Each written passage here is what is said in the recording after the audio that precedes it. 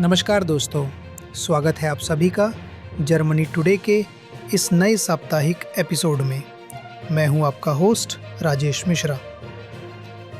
आज हम बात करेंगे 27 अक्टूबर से 2 नवंबर 2025 तक जर्मनी की सबसे अहम खबरों और उनके असर की। तो चलिए शुरुआत करते हैं राजनीति और कानून से। इस हफ्ते राजनीति और कानून में दो बड़े बदलाव चर्चा में रहे। पहला, यूरोपीय संघ का नया नियम जो भुगतान वाले राजनीतिक विज्ञापनों की पारदर्शिता से जुड़ा है। अब हर ऑनलाइन राजनीतिक विज्ञापन में यह बताना अनिवार्य होगा कि किसने विज्ञापन के लिए पैसे दिए और यह किस जनसमूह को लक्षित कर रहा है। ये नियम 10 अक्टूबर से लागू हुए हैं और अब जर्मनी इन्हें अपने राष्ट्रीय कानून में शामिल कर रहा है। इस कदम का उद्देश्य है डिजिटल प्लेटफॉर्म पर फेक कैंपेन और राजनीतिक प्रोपेगेंडा को नियंत्रित करना।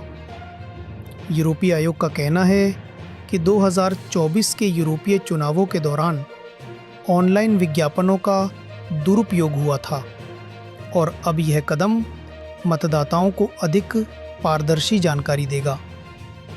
दूसरी बड़ी खबर, नागरिकता कानून में ऐतिहासिक संशोधन की है। अब नागरिकता पाने के लिए ज़रूरी निवास अवधि 7 से घटाकर 5 साल कर दी गई है। साथ ही अब दोहरी नागरिकता यानी ड्यूअल सिटीजनशिप की अनुमति भी दी जाएगी। इससे लगभग 10 लाख प्रवासी प्रत्यक्ष रूप से लाभान्वित होंगे। कई भारतीय, तुर्की और सीरियाई समुदायों ने इस फैसले का स्वागत किया है। सरकार का कहना है कि यह कानून जर्मनी को आधुनिक और खुले समाज की दिशा में आगे ले जाएगा। अब बात करते हैं प्रौद्योगिकी और नवाचार की। 29 अक्टूबर को जर्मन सरकार ने अपनी नई हाईटेक एजेंडा लॉन्च की। इस योजना का लक्ष्य है जर्मनी को भविष्य की तकनीकों में विश्व नेता बनाना। इस एजेंडा में 6 प्रमुख क्षेत्र शामिल हैं: artificial intelligence, quantum technology, micro electronics, biotech, nuclear fusion और जलवायु तटस्थ ऊर्जा। सरकार ने अगले 5 साल में लगभग 20 अरब यूरो निवेश का ऐलान किया है। इससे नई स्टार्टअप्स, यूनिवर्सिटी रिसर्च और टेक इनोवेशन को बढ़ावा मिलेगा। इसी दिशा में एक और बड़ी खबर, जर्मनी की डॉयचे टेलीकॉम और अमेरिकी कंपनी एनवीडिया मिलकर म्यूनिख में एक विशाल एआई डेटा सेंटर बना रही हैं। यह यूरोप के सबसे आधुनिक एआई हब्स में से एक होगा, जो क्लाउड कंप्यूटिंग, साइबर सुरक्षा और एआई रिसर्च को नई गति देगा।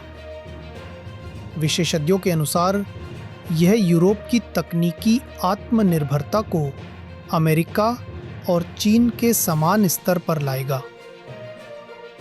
अब बात करते हैं अर्थव्यवस्था की। जर्मन सरकार ने 2025 का फेडरल बजट पेश किया, जिसमें इंफ्रास्ट्रक्चर, स्कूल, रेलवे और ग्रीन टेक्नोलॉजी के लिए कई महत्वपूर्ण निवेश योजनाएं शामिल हैं।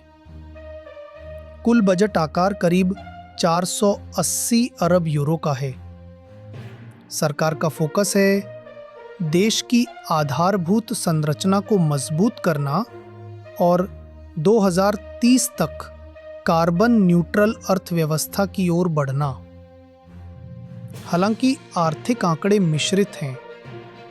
तीसरी तिमाही में जीडीपी स्थिर रही, जबकि निर्यात में लगभग 2% की गिरावट दर्ज हुई।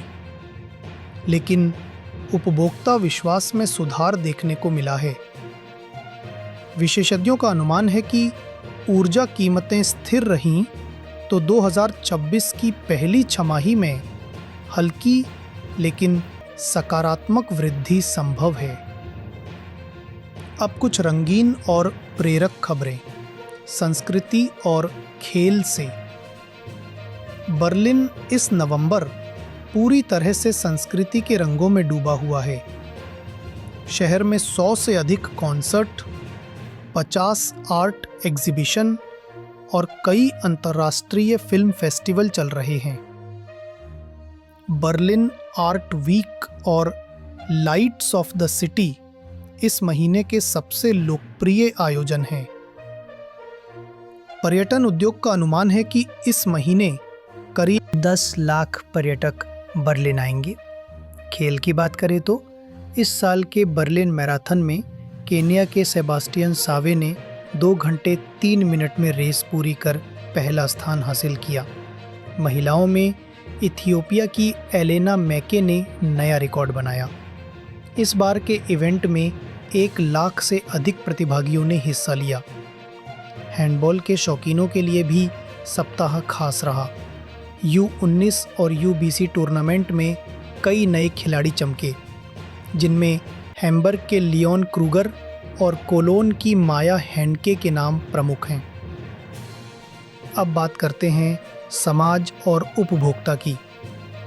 20 नवंबर से बाय नाउ पे लेटर योजनाओं पर नए नियम लागू होंगे। अब हर फिनटेक कंपनी को उपभोक्ताओं की क्रेडिट जांच अनिवार्य रूप से करनी होगी। इसका मकसद है युवाओं को अति ऋण के जाल से बचाना और वित्तीय पारदर्शिता को बढ़ाना।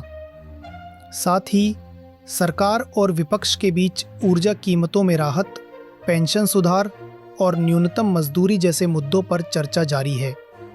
संभावना है कि 2026 से न्यूनतम मजदूरी 14 यूरो प्रति घंटा तक बढ़ाई जा सकती है। तो दोस्तों, ये थीं इस हफ्ते की मुख्य खबरें जर्मनी टुडे से। उम्मीद है आपको ये जानकारी रोचक और उपयोगी लगी होगी। हम फिर मिलेंगे अगले हफ्ते नई खबरों और नई दृष्टि के साथ। हमें फॉलो करना ना भूलें ताकि जर्मनी की हर अहम खबर आप तक सबसे पहले पहुंचे।